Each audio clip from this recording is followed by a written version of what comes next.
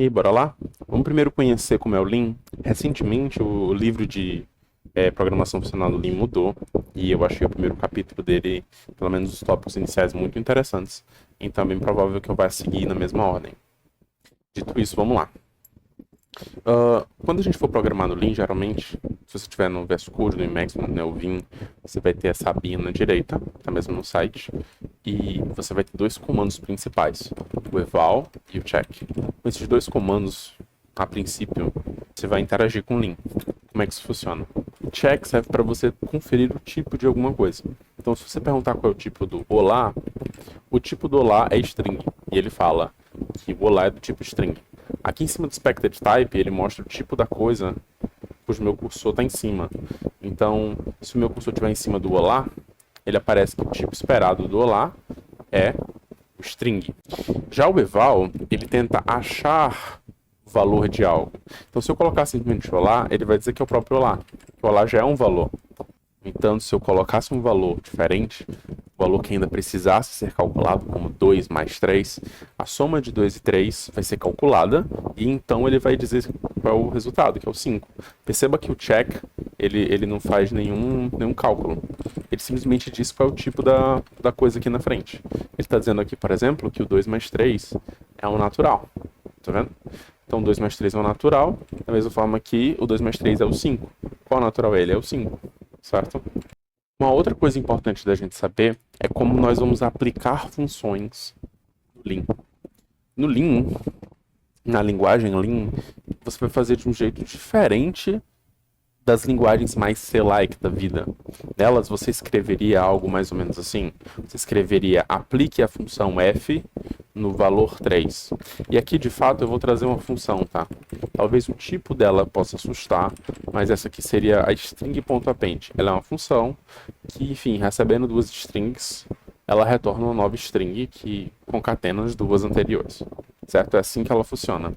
Em outras linguagens, talvez você fosse escrever assim, append, abrisse um parênteses, e dentro deles colocasse todos os argumentos. Então você colocava, por exemplo, um olá, mundo. E aí ele iria appendar, ele iria juntar as duas strings. Isso aqui não vai funcionar na Lean. A Lean, ela funciona recebendo os argumentos. Ela, primeiramente, ela aplica a função através do espaço. Se você colocar um espaço, ela consegue aplicar a função. No caso, se você tiver vários argumentos, você dá outro espaço e coloca o próximo argumento. Uma que seria o olá mundo. Ela recebeu a string append, que recebeu o olá, recebeu o mundo, a string mundo, né? E virou o olá mundo. Então perceba que para aplicar essa função aqui no olá, a gente colocou um espaço. Isso é muito legal por uma série de razões. Por exemplo, flexibilidade, não importa quantos espaços eu vou dar. E, bom, eu consigo, por exemplo, organizar as coisas de outras formas, né, por causa disso, já que ele não se importa muito com o que eu estou fazendo. Perceba também que depois que eu aplico o append no olá e no mundo, isso aqui já vira um novo valor. Qual o novo valor? O olá mundo. Essa é uma string.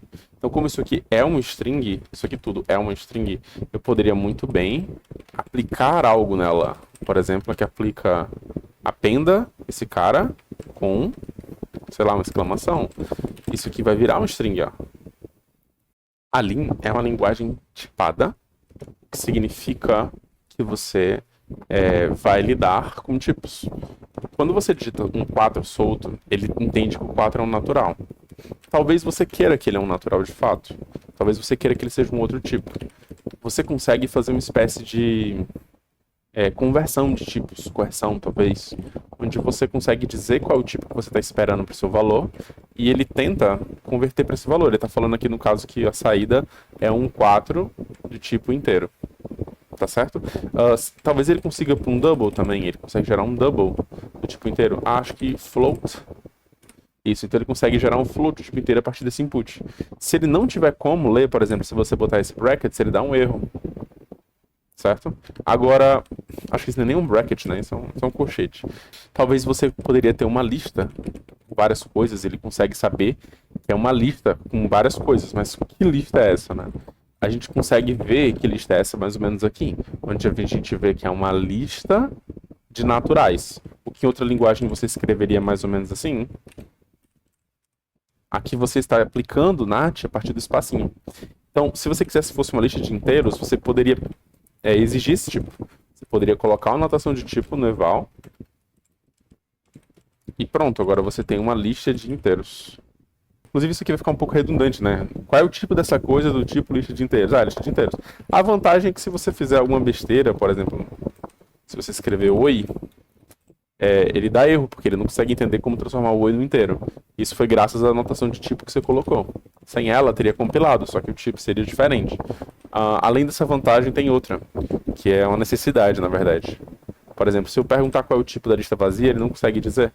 Aliás, ele até conseguiu dizer o tipo, ele não consegue dar o valor, é isso. Porque ele não sabe, é lista de quê?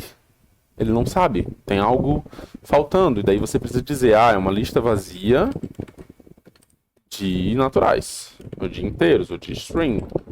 Se agora tem uma lista vazia de string, ele consegue achar o valor. Qual o valor da lista vazia de string? Se você perguntar o tipo, ele até consegue dizer. Ele fala para você que é uma lista e ele bota esse M com esse número. Esse M é de metavariável. A ideia é que algum tipo você não sabe qual.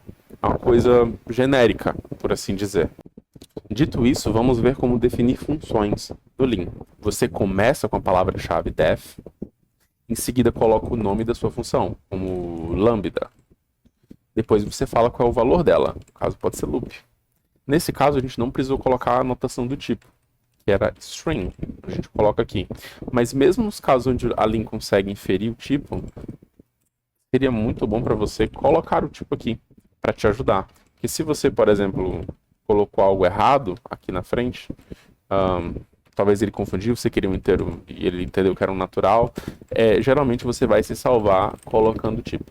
Além disso, vai te ajudar enquanto você está aprendendo a pensar mais em tipos, em tipagens. Se eu vier aqui perguntar quem é o lambda, ele vai falar que é o loop. O lambda é o loop, né? O lambda é o loop. Talvez você queria, então, definir uma função diferente, uma função que pega argumentos. Como é que eu posso fazer isso? Eu poderia definir uma função que soma um, ou seja, add one, ou sei lá, sucessor. E a função sucessor, ela recebe o argumento de um certo número, sei lá, inteiro. E recebendo esse número inteiro, certo? Recebendo esse número inteiro, eu poderia chamar de num, mas eu vou botar só um n, já me lembra que é um número, ela vira um inteiro. Então, um outro detalhe que eu acho que pode ser deixado passar é que, diferente de outras linguagens, eu não coloquei um igual. Eu coloquei 2 pontos igual. Essa distinção vai fazer sentido mais à frente, mas logo de cara, para mim, já é muito mais natural pensar assim, ou talvez assim, né? Acho que já faz mais sentido. Porque você está vendo a coisa da direita entrando na coisa da esquerda, certo? Não é bidirecional. A igualdade parece que ela pode tanto ir quanto voltar. Então, aqui eu estou definindo uma função. Uma função que, ao receber um n inteiro, vira um inteiro. Em várias linguagens você abriria chaves aqui, faria uma sequência de passos, e no final você ia dar um retorne, um certo inteiro. Não é isso que a gente vai fazer aqui, tá? A gente vai definir isso da mesma forma, usando essa coisa aqui. A ideia é que depois desse ponto e vírgula nós temos acesso a esse número inteiro, esse natural, esse n inteiro. Ou n número natural. Isso é um sinal para trocar a letra. Vou botar, sei lá, A. Então, para a gente usar esse A inteiro, o que eu vou fazer? Eu quero o sucessor dele. Então, eu tenho só que retornar o resultado de calcular o A mais 1. Se eu vim aqui no eval e aplicar o sucessor, lembrando que eu não aplico assim, um espaço. O sucessor de 3, eu chego em 4. Se eu aplicar o sucessor de 5, eu chego em 6. Certo? Por quê? Porque é assim que eu estou aplicando essa função. Se eu quisesse vários argumentos, eu poderia colocar da mesma forma. Cuidado, você não colocaria B de tipo inteiro. Não é isso que você faria nessa linguagem. Você tem duas formas. Ou você vai colocar assim, agora você tem um A e um B. No caso em que você recebe duas variáveis do mesmo tipo, o que você pode fazer é colocar elas dentro do mesmo parêntese. Então você poderia colocar A espaço B. Aqui tem o tipo inteiro. E caso você recebe uma coisa diferente, não sei, talvez uma senha, talvez um S, tipo string. E daí recebendo tudo isso, você consegue virar um certo número inteiro, poderia somar, por exemplo, com tamanho. Tamanho seria string.length aplicada na string. E é engraçado que eu não preciso colocar esses parênteses. Isso é uma coisa muito relevante. Porque esse operador aqui, ó, que é o espaço vazio da função, é o que puxa mais forte. Sabe quando você tem essa expressão aqui, 3 vezes 2 mais 1? A gente entende que isso aqui vai acabar sendo essa expressão aqui, né? E não a outra, porque a ideia é que esse operador, ele ganha na briga de precedência. No caso aqui dessa briga que está tendo com operadores que ficam no meio, né? A gente chama eles de infixos. Quem sempre vai ganhar em qualquer briga vai ser a aplicação de função. A chamada de função denotada pelo espacinho sempre tem a maior precedência. Então a ideia é que isso aqui significa isso. Ainda existem alguns detalhes de associatividade que a gente não vai discutir. É assim que funciona para definir funções e tipos em Lean. Aliás, funções e tipos não, funções e membros de tipos.